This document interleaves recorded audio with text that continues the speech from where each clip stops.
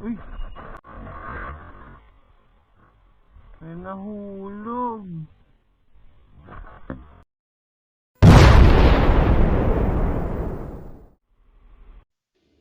And what's up mga ka-AR for today's video? Ayan, kumuha ako ng booking. Actually, ginagawa ko siya. Bago talaga ako umalis ng bahay ay kumukuha ako ng booking. This time around 3 p.m. na to. Nung umalis ako kasi may ginawa muna ako.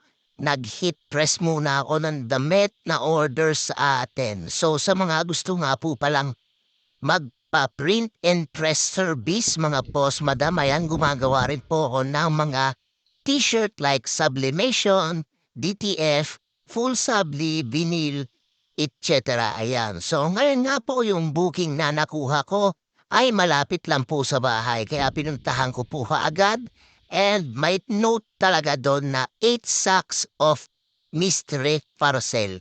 So walang kumukuha actually. Pero ako kinuha ko kasi napakalapit lang po.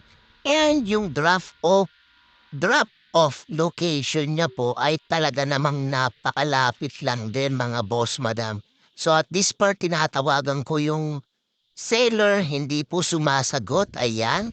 So 2 times ko yan tinawagan. And ayan, nakuha ko naman kaagad after 3 times na attempt ng pagtawag. Ayan, so binabiyahe ko na po yan and dumaan lang po ako sa mga iskinita kasi talaga pong bulky po siya tignan mga boss madam. Okay? So sa mga iskinita, napakabilis lang po talaga. So from 1.5 kilometers na layo, almost naging 1 kilometer na lang. And then, at this point mga boss madam, daan na ko sa isang malubak na alsada and suddenly ayun, may nahulog. Buti ka mo, naramdaman ko kasi kung hindi, mapagkakamalang basura. Ayan, kung makikita nyo guys, napakabalki po niya tingnan. Pero ang gaan lang po talaga niya mga boss madam, as in, magaan lang po talaga siya. So siguro magtataka yung ibang mga rider or yung mga makakapanood nito na grabe naman talagang hapit, kinuha. Hindi po ganon mga boss madam. So minsan may mga ganito po talagang klasing mga parcel or mga items na kailangan natin bitbitin. But wag po kayo mag-alala dahil meron naman din pong awa yung ibang seller or yung ibang buyer na minsan binibigyan ka na ni seller tapos pagdating mo sa drop-off ay bibigyan ka pa ni buyer. Okay, so nakakaranas ako ng mga ganyan so it depends lang po talaga kung paano po kayo makitungo sa mga customers ninyo mga boss madam at kung paano po kayo talaga makipag-usap. Ayan. So, at this point, nakadaan ako ng palengke ng Kenneth. So medyo traffic dito mga boss madam, okay? And by the way, nung nahulog nga po pala nilagyan ko po yan ng mga tali. Okay, so napakaayos na ng pagkakalagay kasi hindi umubra yung scotch tape. Kasi hindi ko naman talaga totally kinadtad. So ayan, malapit na ako dito sa aking destination mga boss madam. Napakalapit lang po talaga ng naging drop-off neto.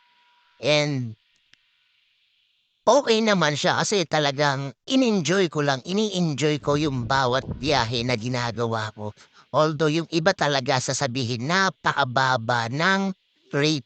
Oo, talagang mababa. Pero kung iisipin mo yun palagi mga boss madam, ay kawawa ka lang. So at this point, nakarating na nga po ako sa aking destinasyon at eto po si madam.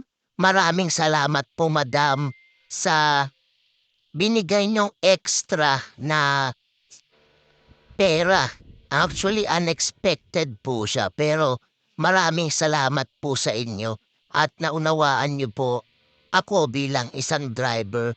And ayun, napakasaya lang kasi yung unang biyahe natin.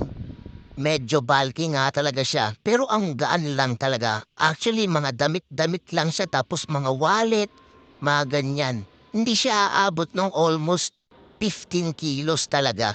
Nakalagay lang sa sao kasi nga mystery sacks.